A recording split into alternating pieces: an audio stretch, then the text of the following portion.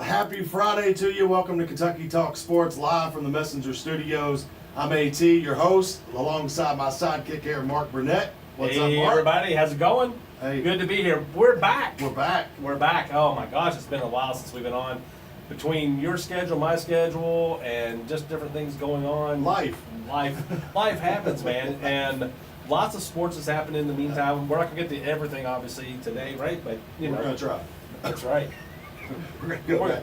We're gonna Hey, go you know back in us though. time. Once we start talking. Yeah, that is true. You know. We don't need a lot of, especially with my ADD, I don't need a lot of Hey, around the hey, world. let me do a shout out. Anybody that's actually watching this live, you all want to call in. We have a live number here, 270-980-9670. Yeah. And it's 945 I'm sorry, I said it wrong again. 270-980-9670.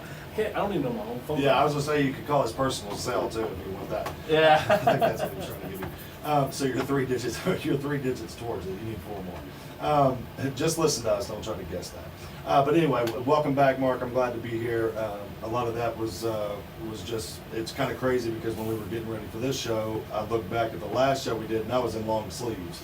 No need Yeah. for long sleeves. Oh, it's hot. Mother Nature It's hot. is turned on the oven. Well, they said it's hot. It's hot. We said it 3 times. That's all we need. That's all we need. So let's get right into it. So basketball, we got a basketball tight show today. We're just going to talk about NBA. We're going to talk college, and I've got some questions for you too that were brought up between the reign of former NBA Commissioner David Stern to now Adam Silver, who's been in charge for the last 18 years.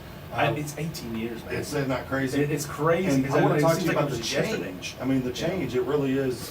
There's been some significant changes that have happened to the NBA fan base. There's been significant changes to the parity in the league, and we'll talk about that too towards the end of the show. But first and foremost, we got to give a shout out SGA and the Thunder, the Oklahoma City Thunder, for the first time in their franchise history. Of course, they used to be the Seattle Supersonics. That's right. That's who drafted Kevin Durant, was the Seattle Supersonics. People forget about that. Him and Ray Allen were actually teammates, which is crazy. I want to say, think about the people who went through the at the Supersonics, man. It was like, you had Ray Allen, you had Detlef Schrempf.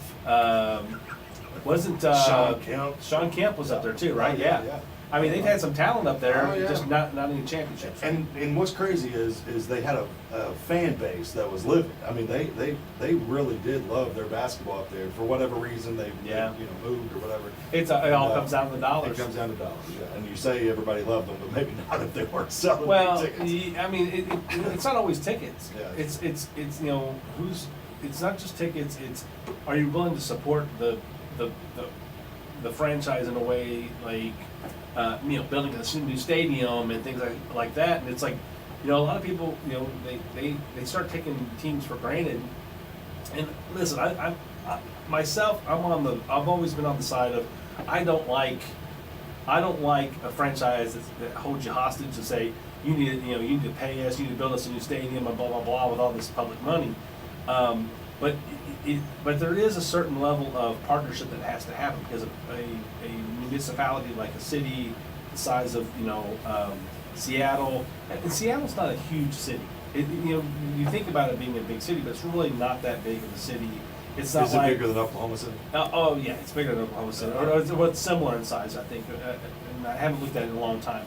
If I remember right, they're similar in size, and but they're not like Los Angeles, New York, Chicago, where they support multiple franchises and things like that. So in Seattle you had they've got their baseball. They like their baseball. You've got the Seahawks. But when it came down to time to build a new arena for the Sonics, So they took their talent to Oklahoma City, and now they've won an NBA title there. So Shea Gilgeous-Alexander, Canadian. Kentucky. He knows what it's about. By way of Kentucky. By way of Kentucky, SGA, historic season. He wins the league MVP, scoring title, finals MVP.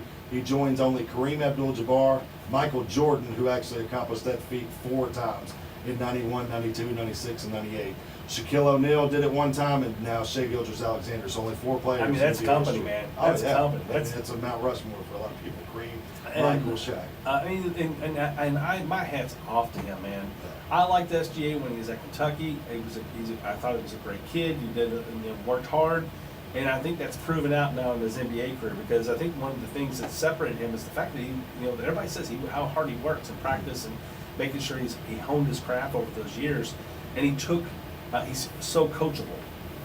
Not just from coaches, but from other players, veteran players, and things like that. He took it all in. Yeah. And he's added those things to his game, and his game has blossomed and become what it is today.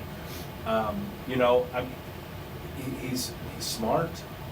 The handle he has in traffic is just really, it's really uncommon, I think. Yeah, and he's developed jump shot. He's developed leadership. I mean, you've seen him grow up. I mean, he's been at this for 7 years now. I mean, it's not like he's a rookie. So I mean, he's been doing this. But you've seen the growth. Yeah, and you've seen the growth of the last 2 seasons. Really, Oklahoma City was a contender last year. They just fell short. Running up against the Nuggets team that was just on fire. And then this year, I mean, it was a back and forth series. I mean, hats off to the Indiana Pacers. I know there's a lot of Pacers fans out there, especially here locally. Tyrese Halliburton going down. It was kind of eerie. I don't know if you saw the Kendrick Perkins interview. Kendrick Perkins talked about, he actually said 2 days before the Achilles pop. Did you see the Tyrese Halliburton injury? I didn't see it happen. No. Oh my goodness. I didn't see it. I was. I missed the game. I missed part of the game that day. So. Yeah. So Tyrese Halliburton was told by the staff that he had a strained calf muscle. Well, Kendrick Perkins comes on First Take, and he literally says that this is the same thing that was told to Kyrie Irving, that he had a calf strain. Same thing that was told to Kevin Durant, he had a calf strain. Kobe Bryant had a calf strain, and just as recently, Jason Tatum and had a for calf those strain. who are out there, every one of those people ended up with an Achilles. All of them. And Every one it's of season ending, KD, I mean, it took KD 2 years to get back. And I'm saying Achilles tendon is, depending on what your age is, could be, it could be career ending. I will say this, it It's hard doesn't to come back seem from to end careers as much now, but you are hit the head on the nail. Head on the nail on the head. There you go. Terrell Davis derailed by an Achilles injury. Lawrence Taylor, that's what ended Lawrence Taylor's career, was an Achilles injury. So it's definitely career threatening. And are these players ever the same? Paul George, all these guys that have had these significant injuries like this.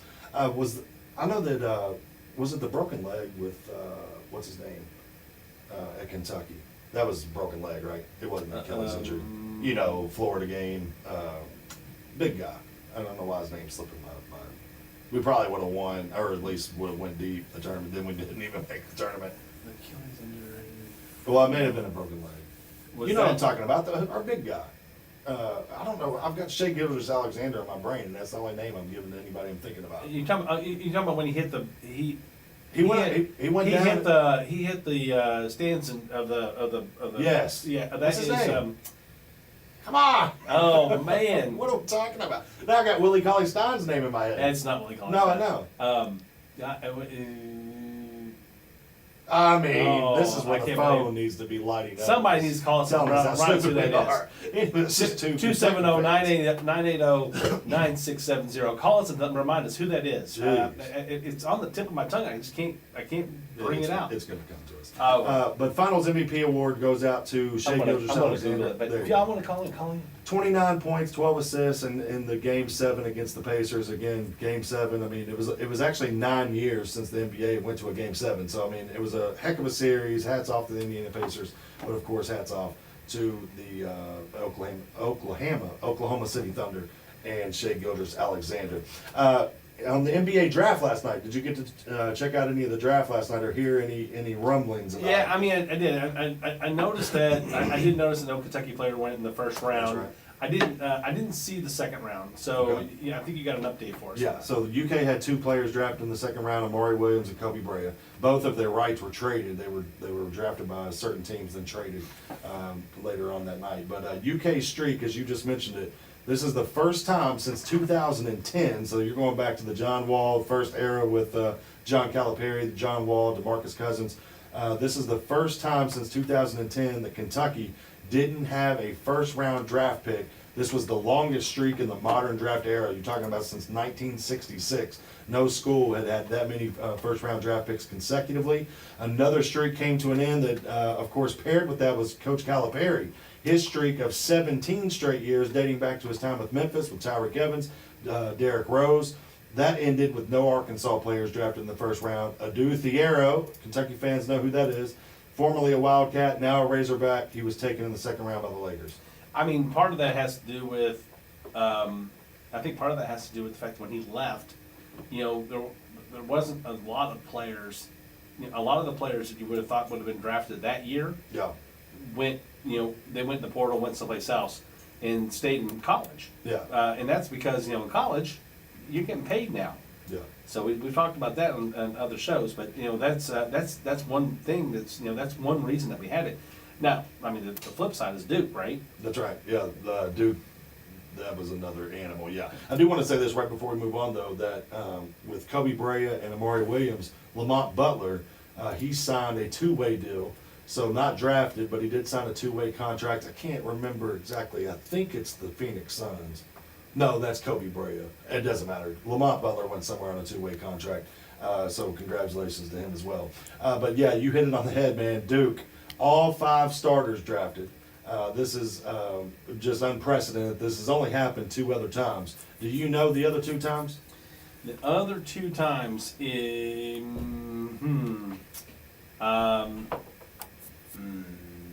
other 2 times, It's only happened twice. was it Kentucky in 2012? Kentucky in 2012. I don't know the other. This one shocked me. 2006, UConn Huskies. Oh, wow. They had all 5 of their players go. 2006. That was who was that on the Huskies that year? You know, I didn't put their names down. And I saw I'm trying to remember. It's one of those names around talking about it because it's a team that a lot of people knew. Oh yeah, They yeah. knew There the were, players. well, and I'll tell you this: there was a couple of players that I didn't know, but yes, there were some big names that were on there that definitely went.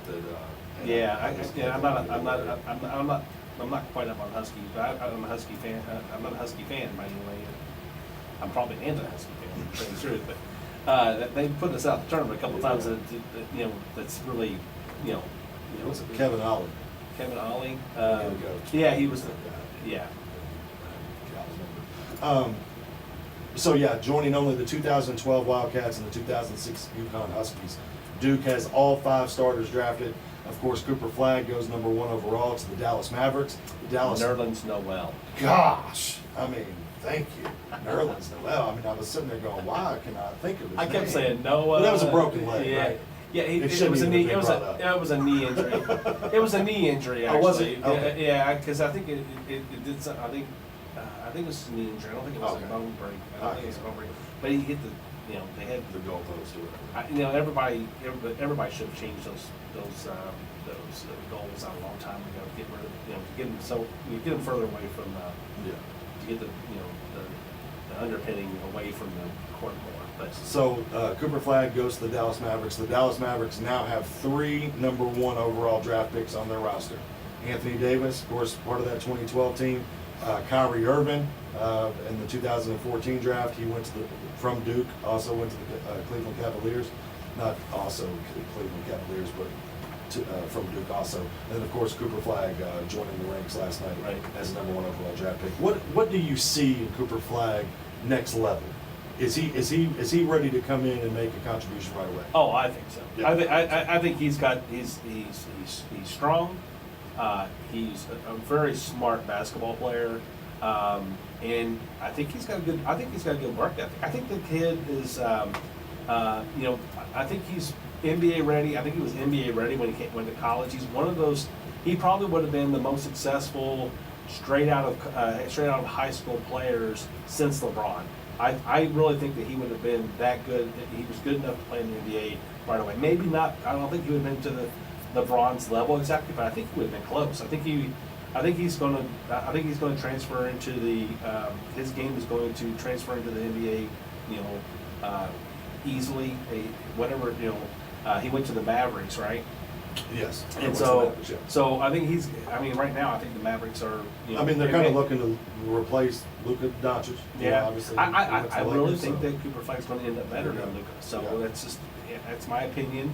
I think Luka is a good ball player, but I think that you know, Cooper Flagg's going to be more of a better traditional ball player who's going to put you in better traditional sets and things like that. You can really work and not have to worry about so much one-on-one. Yeah, I had to look this up because it was bothering me. Rudy Gay was a part of that 2006 Rudy Gay, yeah. UConn Huskies team, but Rashad Anderson, those were really the only two that I knew. Josh Boone, Denham Brown, and Hilton Armstrong, all five were drafted in the first round. But they averaged 15, 12, 10, 10, 10, 12. I mean, that's pretty good for a college basketball. Now, I mean, a lot of those guys their game didn't translate into the NBA very well, but there was, You must be reading my notes over here. Let me talk to you about something here. This is kind of crazy. I didn't mean to actually stumble upon this during my research, but I did, and I was like, I'm gonna talk to you about this. So the 2012 Wildcats, okay, Yeah. we remember that team. Obviously, the only championship Cal was able to get was with that Anthony Davis team. So Marcus Teague, Deron Lamb, Michael Kidd-Gilchrist, Terrence Jones, Anthony Davis, all drafted in the first round. Marcus Teague, I'm going to go through these players, okay? Marcus Teague played 91 career games. Now remember, this is an 82-game season. Yeah. Okay? So Marcus Teague played 91 games, 2.1 points per game. Deron Lamb played 100 career games, 3.5 points per game. Terrence Jones plays 234 games. He actually averaged 10 points per game. Other than Anthony Davis, that is the most points per game average of all of these players that I'm about to talk about. So 234 games, 10.4. Michael Kidd-Gilchrist actually played more games than all of the rest of the four, with 446 games played, but only averaged 8 points per game. So that is a total of 871 total games played between those four players, with a combined average of 6 points per game. 4 players or 5 players? 4 players. I'm leaving Anthony Davis out. Oh, okay, leaving him out. Okay. 871 games Yeah, out of he's those. still I'm sorry, out of those 4 players. Well, I've got it down here.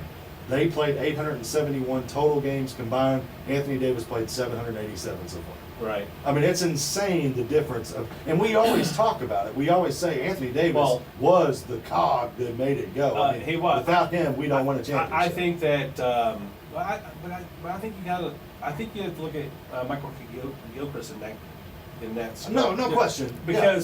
Because Anthony Davis was the talent. Do we win? He was the talent on that team. Do you feel more comfortable? Let me just put it this way: do you feel more comfortable with Michael Kidd-Gilchrist off that roster than Anthony Davis? I think that we struggle a little bit more. I think we struggle a little bit without Anthony Davis. I think we struggle more without Anthony Davis. Yes. But I think that Michael Kidd-Gilchrist is right there because of the engine that it took. I think that yes, we could have replaced him, but it would have been probably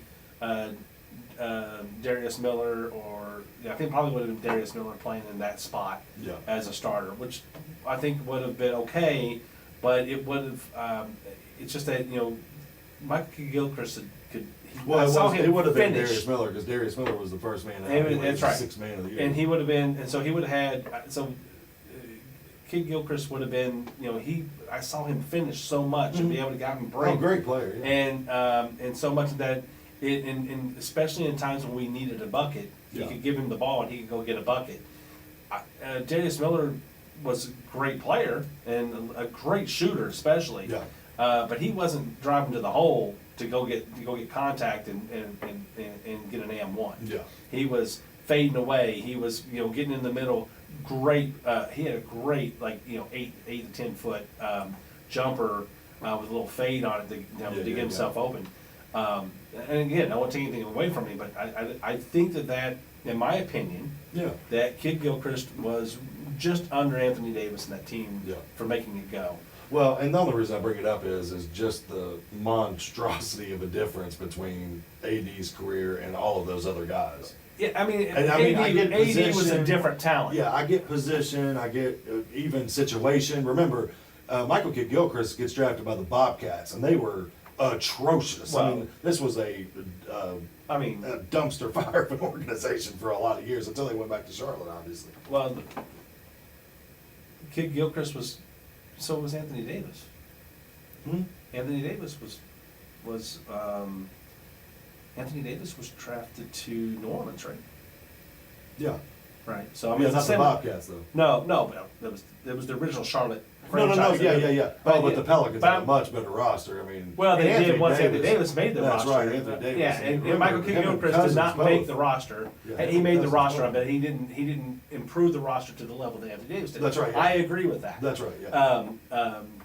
Anthony Davis. Well, I'm just giving Michael Kidd Gilchrist a pass because that's a bad situation to be in. I mean, they It were was. awful. But I think Anthony Davis was not. I don't think it was a great situation at the Pelicans either. I mean, but he had Chris Paul, right? I mean, when they started, I thought Did he he had have Chris him? Paul. Did he have him at the beginning? I think they traded for him later, right? I could have swore he No, played was with he- him, but I don't. I think he did play with him. I just don't remember if it Obviously, was right away. Obviously, AD's career. I mean, you got to think Chris Paul ended up over in Houston, right? from Charlotte. He played or from New Orleans. Yeah, he went to the Rockets, and then I went think back it to was Charlotte, and then went to the Lakers. Yeah. Yeah. I just think in the big thing, or not the Lakers, the Clippers. I think the big L.A. LA. I think the big thing is just looking at these. I just didn't realize that they had such pedestrian careers. Like especially like a Chuck Hayes. I remember watching Chuck Hayes one time going, "This dude's still in the league." But I mean, it's crazy how long It he is. stuck. He was at Houston too. He was at Houston too. Yeah. Yeah. It's a. I agree. I mean, it's like, but some of these guys that play great in college, they're the talent is so spread out in college. Getting to it's especially now with the portal and Well, yeah, but I mean, remember, 2012, we're not dealing with any of that. Well, That's yeah, but I mean, so bunch of now, diaper but games even on then, it was football already, teams. but already then, it was already starting to spread out because of it wasn't like back in the '80s when you had 15 scholarships to give, and they would and even before that, they were hiding players on their bench and stuff like that, and and you go all the way back into the '70s, and freshmen weren't even allowed to play in college basketball. Yeah. You talk about Pistol Pete Maravich, right? Pistol Pete Maravich could only play 3 seasons in college ball, and look at the career that he had, that was the same with all of them, Kareem Abdul-Jabbar and those guys, who had great scoring careers would have been even better if they would have had that 4th season. But Dan Issel, who's has scored more points in Kentucky basketball history, right? His only played 3 seasons at Kentucky. And but it's kind of like watching Oscar Tshiebwe. Like Oscar Tshiebwe is like this rebounding machine freak that I've known. Best rebounder in my opinion in my lifetime ever that came through Kentucky, and to me it's not even close. Like that guy was just especially his first year. I mean, it was incredible. Yeah, unfortunately, I think he wins Player of the Year basically based off of his rebounding. Not anything else. Most of his rebounding scoring was putback. Oh yeah, it was rebound and putback, or things like that. And so Well, this guy was getting 20 and 20. and a lot of, he also had a high assist rate too, if I remember right, because he would get rebounds and pass them out, get a 3 or what have you, right? So his assists were pretty good, and he was a defensive guy and a rebounder. Let me take that back. He was not a defensive guy. Oh yeah, No, he was not. he was a rebounder. Couldn't defend He was a the pick and roll. rebounder, but he was not a defender at all. Oh, Yeah, it was awful because the pick and roll. That's why we didn't win with them as much as we should have. Yeah. Is because we could not defend the pick and roll. I think we're a much better pick and roll defending team now under Mark Pope than we were then. Well, remember the game we lost. The game that Kentucky lost on in the tournament that year with Sheway. I can't remember who we lost to, but the little guard just kept running. I mean, just free, gates are open, boys. Water's fine. Come and jump in. I mean, there was no defense like there. Yeah, and that was the shame of it all, right? It was like I had so much fun in watching and rooting for Oscar Tshiebwe, and I still root for him today. I don't even know where he's at right now, but I know he's still playing. Yeah. But he, I wished him, I wished him all the best.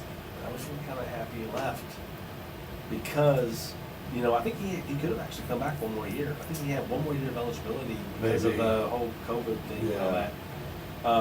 That would have allowed him. He was from Congo. Something, because remember when he first got there, they had the NIL. He couldn't participate. Yeah. He wasn't allowed to work in the United States. He could only go to school. And so, which is a strange thing, is it's like that's just the way that is the type of visa that you get. You have Yeah, to yeah. you have to be able to get a working visa Yeah. to be able to work. I So think he plays for the Jazz too. does he? Okay. But I mean, yeah, he's still a rebounding machine in the NBA. Just he's not like Dennis Rodman machine, but but Dennis Rodman, that's the type of player you're talking about. Is a player. Dennis Rodman's a better defender Yeah. overall, but his thing is rebounding. If he made a shot, it was a bonus Yeah. because he was not shooting the ball. I'll never often. forget. I think it was the '98 finals against the Jazz. Yes, I just watched it the other day. Dennis Rodman gets fouled. He goes to the line, hits both free throws. Not just that, he made a 20-footer in that game. Oh, yeah. In that same game, right before Jordan hit the winning shot, Yeah. with about I think it was 41 seconds left or something like that. You're talking about off the steal from Karl Malone, the push off Myron Russell. Yeah. I mean, that shot, not 97, 98. 98. Yeah, right? 98. Yeah. Yeah, but I think Rodman's the one right before that. Yeah, It was yeah. the last championship, right? Yeah. And Rodman right before that hit a 20-footer that actually brought him within one or tied it up or something like that. No, but it was a pure shot. But it was like when you see it, you're like, oh no, oh great shot, because you're like, it is. But it's that's who he was, and you paid him big money because you knew he was going to get 20+ rebounds a game because that's what he did, Yeah. and he put his entire body and talent into doing that. Yeah. Sheway could be that player, but I don't know if there's a real good place for that in the NBA anymore. It's like everybody has to be dual and triple threats, Yeah. and the NBA has shrunk over time to. Yeah. Well, the big players, athleticism has the just- big players have to be complete athletes.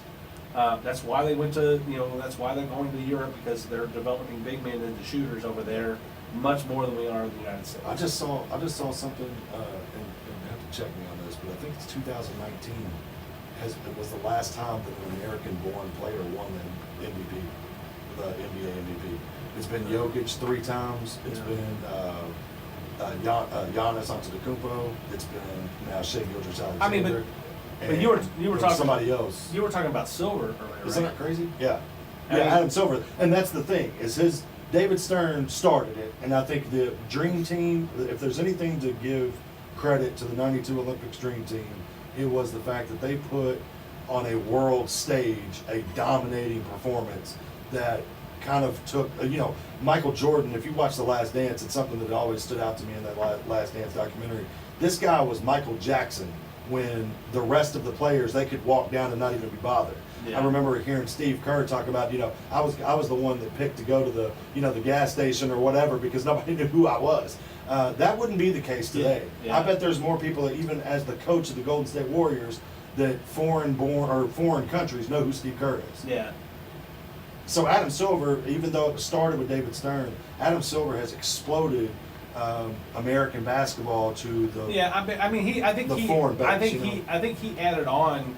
He added on to what Stern started. Yeah. Right. It started with Stern because Dirk Nowitzki and them were coming in. Yeah. At the end of Stern's run. Yeah. Right. And so that. But like Tony Kukoc was had known opened as up. the best known or the best foreign-born player Yeah, at the I time. mean, at the time, because there yeah. wasn't really that many foreign-born But players. he was that player that That's we're right. talking about. We're Yeah. talking about the European game was set differently. In the United States, those guys would have gotten killed in the 80s and 90s. Yeah. Because we've seen a lot of people out there may not feel like they've ever seen it or what have you, but go watch those games on YouTube or whatever, and you'll see just how banged up these guys got. I mean, it got to the point where it's like it wasn't like they didn't call the foul, but if you were going to get fouled, you were getting hurt. It was it was like they went up there with a desire to maim the guy that they were going up against, and that's how football was back in the 70s and 80s. Yeah. And the NBA was just an offshoot of that, really, and the attitudes of the players that if I'm going to foul you, you're going to feel it. Yeah. And and they all had a lot of respect for each other. The only time that I saw that kind of changed when you saw how Detroit took it to another level as far as some of the underhanded type of fouls and things that were happening. Yeah. That type of thing really. You talking about Detroit? Yeah, Detroit. Yeah. Yeah. The bad boys. Yeah. The bad boy. I mean, it took it to another level. I mean, it made Jordan start lifting weights. He said. Yeah, I mean, it did. I got to start and Jordan became the. Jordan won 6 titles because Detroit beat him up for four years. Well, and then and also those teams disbanded after Well, yeah, because There was- Rodman. Well, not that, but I went mean, to the Isaiah Bulls and- Thomas retired. And, Well, they weren't going to be. I don't think they were going to. They weren't going to. That's it was around that time. 'cause I don't think he ever beat the Pistons Well, no, until he because- beat them. no. I mean, I think Jordan was actually over against the Pistons until he beat them. and then they were gone. But then, Yeah. but they were gone because It was actually because Isaiah Thomas's last year. because some of those guys were old. Like Charles Oakley was on that team. Oh, yeah. And, those are big.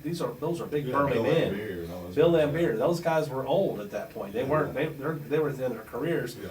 But they were. I didn't getting- realize that Magic Johnson same way. He never beat the Lakers in the playoffs, and then when Magic Johnson. not the Lakers, but I mean in the playoffs, but he had never beat the Lakers head to head in the regular season. And then the year that Magic Johnson, what did I say? You said Magic Johnson. Oh yeah, Magic Johnson. Well, Michael in the Jordan hit- '90 Lakers. He got AIDS. He got HIV. Yeah. That was the last year. That was the year that he lost in the finals to Jordan. He had HIV. Yeah. Well, he left because he left that season for a Well, then he while. played in the Dream Team, remember, and then he retired. Yeah, I mean, I think he came back a little He bit. actually retired. He actually retired when he had AIDS because he went out and came out, made the comment. Was real apologetic to his wife and all this Yeah. and blah blah blah. The amazing thing about that whole story is that that He's was still 40. alive. That was like 30 years ago, It's crazy. and he's still alive. And it's like So and there's he's a cure out there, right? well, it's like. He's It's like, just got the money. well, the thing is that. But it's HIV. A lot It's of people are wondering if you really ever had it. Yeah, but it's not full blown AIDS either. I know that. Yeah, he HIV never had stayed full blown on AIDS. it. He had HIV. He had an HIV positive test. Yeah. And so there were people who were walking around with HIV unknowingly for a long time, but nobody. I mean, back then nobody was living after 2 or 3, 4 years later. Yeah.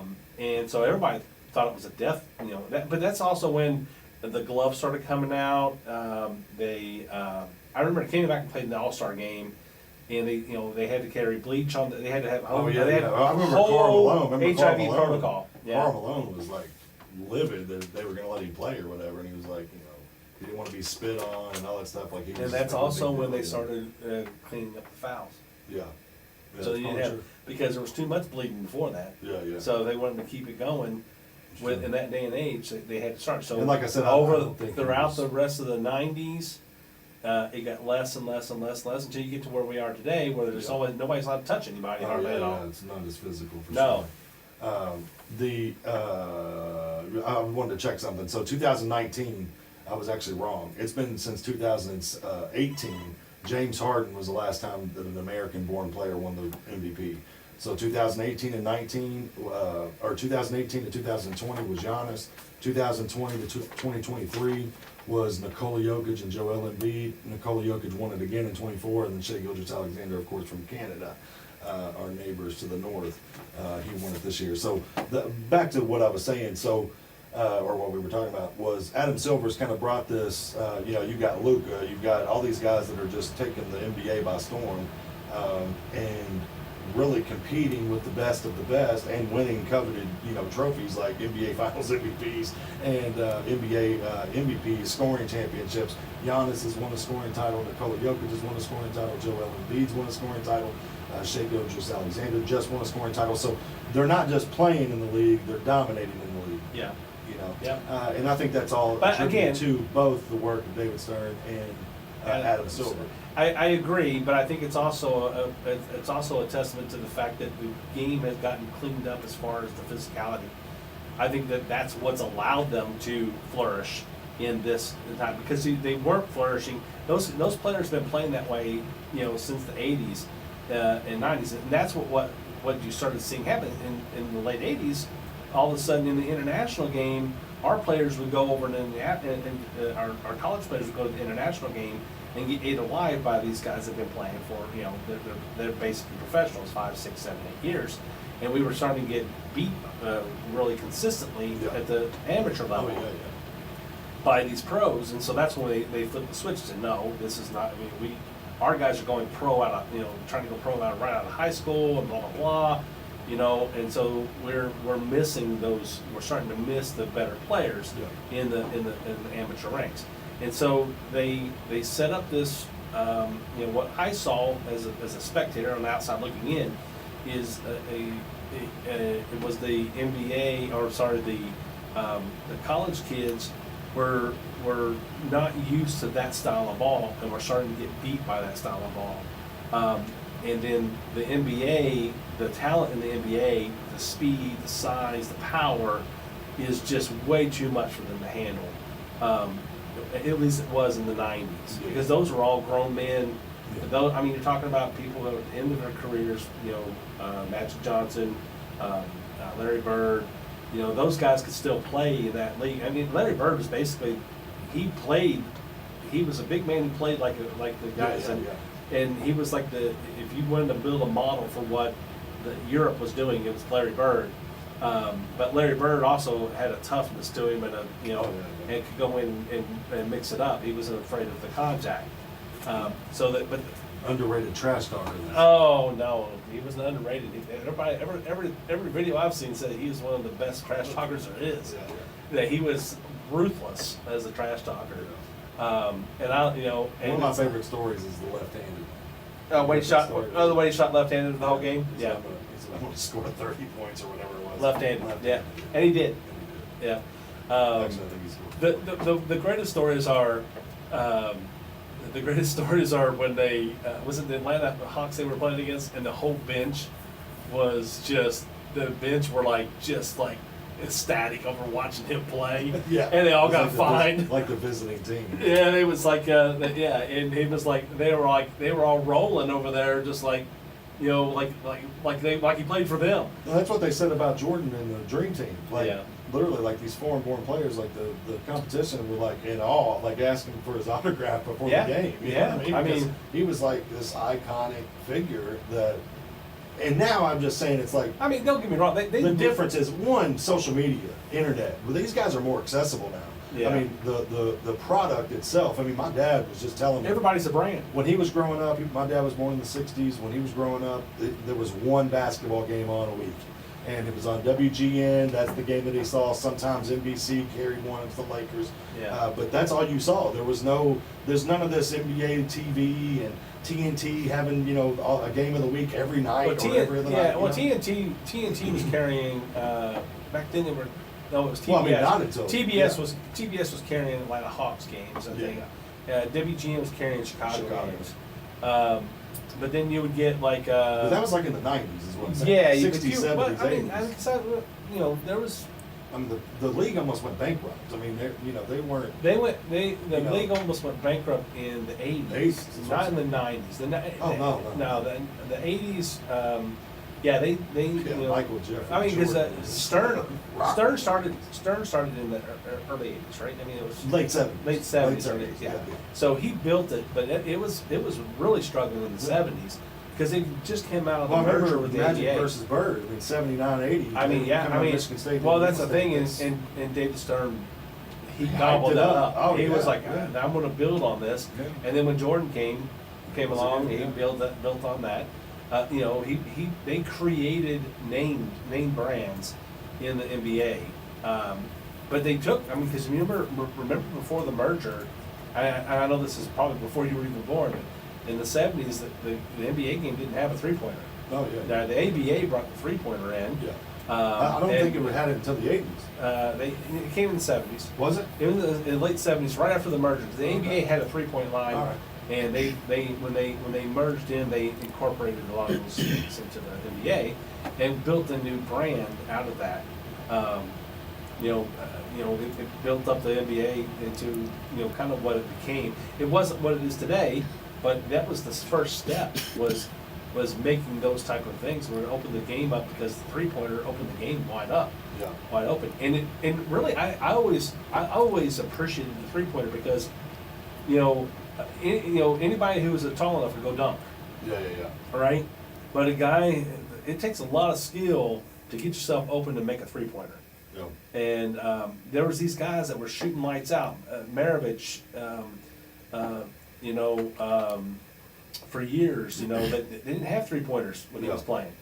And I mean, you can see that in the evolution of the game as well. I mean, and that's not Adam Silver. That's just it is and it is. I mean, it's not, but it's the evolution of the game is now a 3. Mathematics and statistics tell you. The Houston Rockets. What was his name? The coach.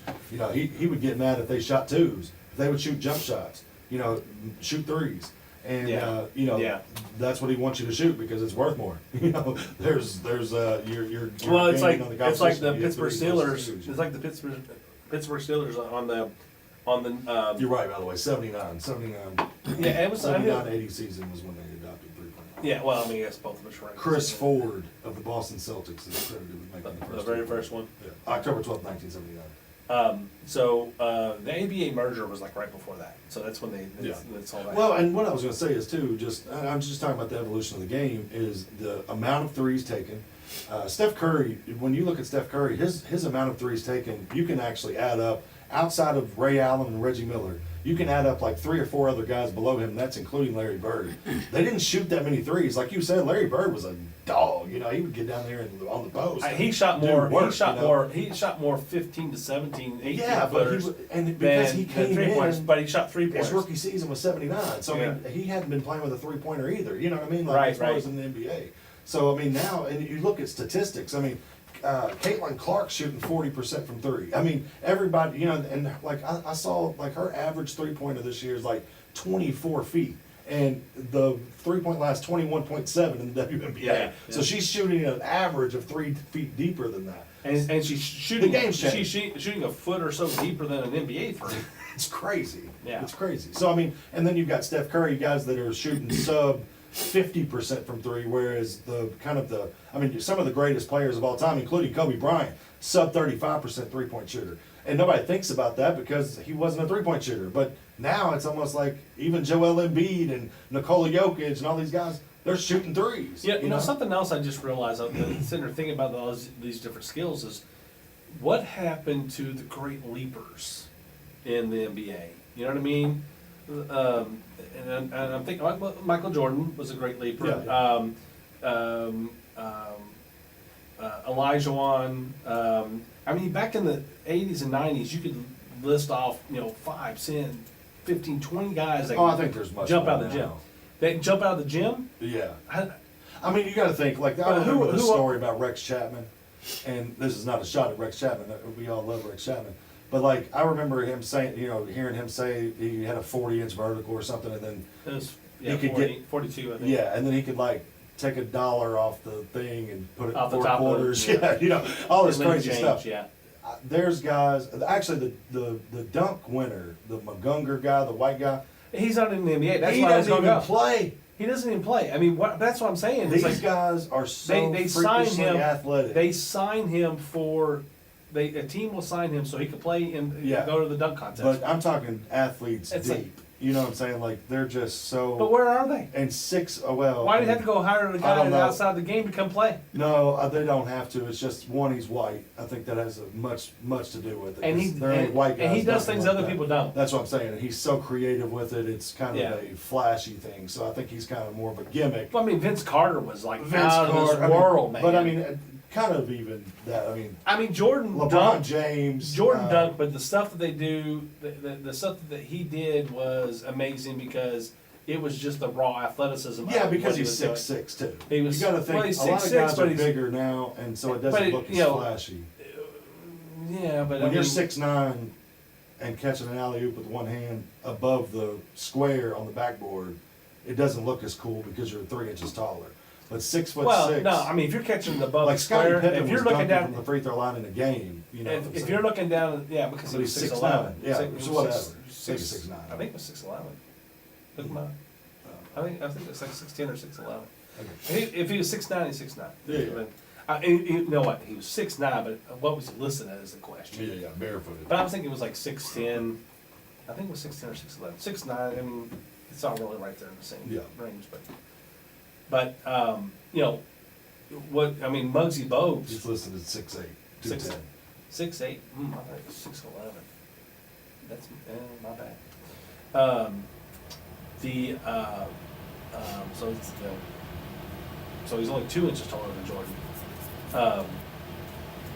He seemed to be more athletic. Than Jordan? Yeah. I don't think so.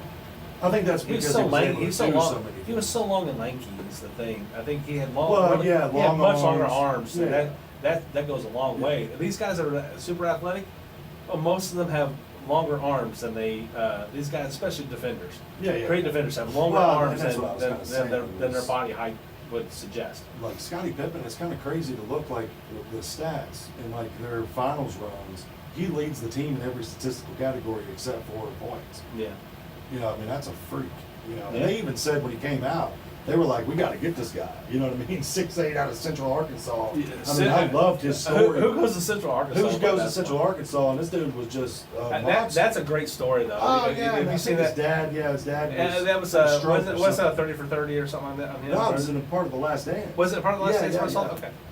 But you know, his dad had a stroke or something, like a massive stroke, and and that's why he stayed close to home. And that's why he took that contract the way he did. Yeah. Remember, he said because he had to feed his family, he had to take care of his dad, blah blah blah. That's right. So he got wrapped into a deal where now I want more money. And and part of the whole thing with the whole reason that they really all kind of like disbanded after '98 was because of that, right? Because they didn't really like how Krause handled that, and Krause has never had another team like that. He's had a couple of players. He had another couple of players, here and there, but he didn't have a team like that. He was never able to put a team like that together again. And he almost purposely seemed like he was ready just to fold up the tent and go find the next Michael Jordan somewhere. But he lucked into that situation with Jordan and Pippen. He was. There's no way. I don't think there's any way he created that situation. He gets to me, he got way more credit for that than he should have gotten. Yeah. Sometimes you just get lucky. I mean, everybody's up in arms about Cooper Flagg going to the Mavericks. That was this all set up? Blah blah blah.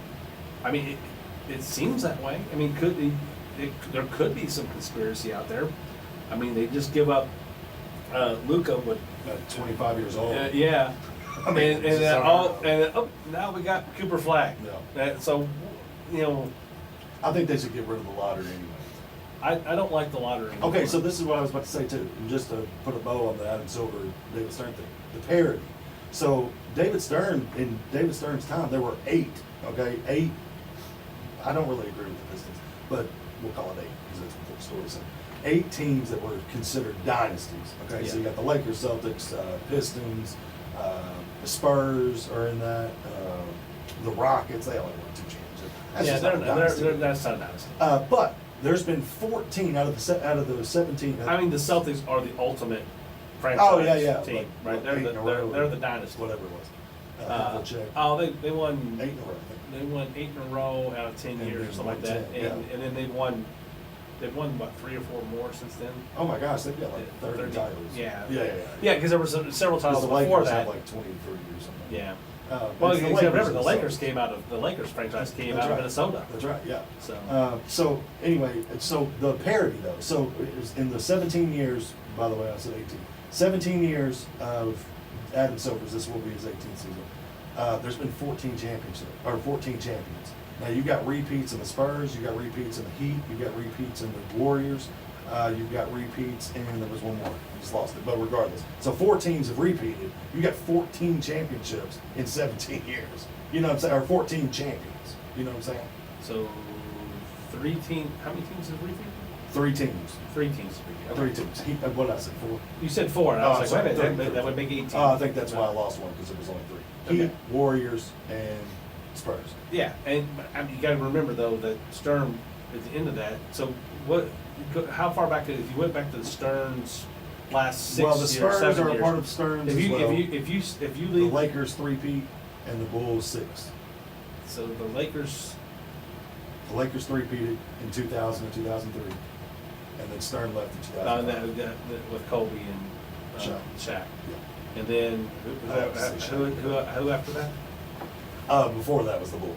That was Oh yeah, okay. repeated Okay. champions. So after Spurs, 2000, yeah. so 2003. Yes. And The Spurs won in 04 and 5. And so when did Silver come in? He came in like 2009 or something. 2005. 2005. So Yeah. 2 years later. Yeah. Okay, so 2003. So No, 2009. I'm sorry. I'm looking right at it. 2009. 2009. Yes. Okay, so that's 6 years. Yeah. So those last 6 years, I know that there was The Pistons. the Pistons won, the I don't know. Celtics won. Celtics won. The Pistons won. Yeah, the Celtics beat the Lakers. Did the Jazz win there somewhere? No. No, the Jazz have never won. Never Or won. at least not in my lifetime. There was somebody that I just saw today.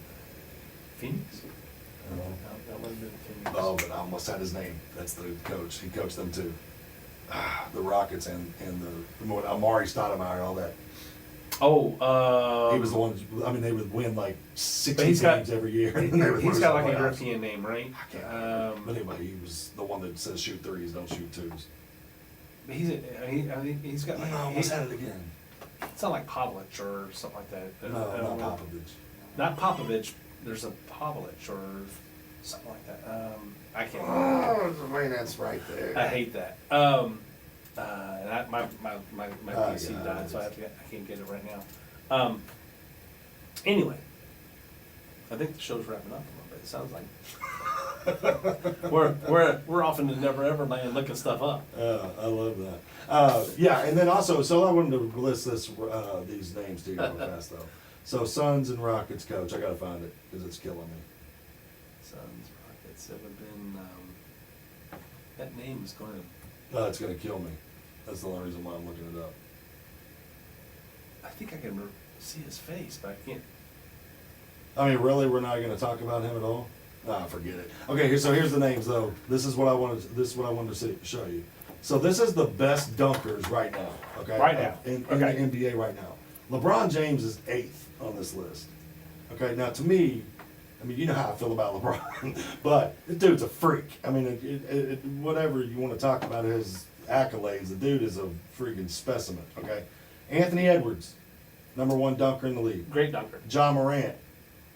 Listen, and this league goes that, up. I would not. Oh, John Morant will posterize you, son. Yeah, but I mean, And then he'll shoot you I'm with just the imaginary I'm just gun. saying he's not the guy that comes to my mind when Oh we yeah, say but he should because he's nasty. Zion, Giannis, Zion. I understand. Aaron Gordon, Zach LaVine, Donovan Mitchell, Aaron Gordon was spectacular. Russell coming out of Westbrook will college. shake you down.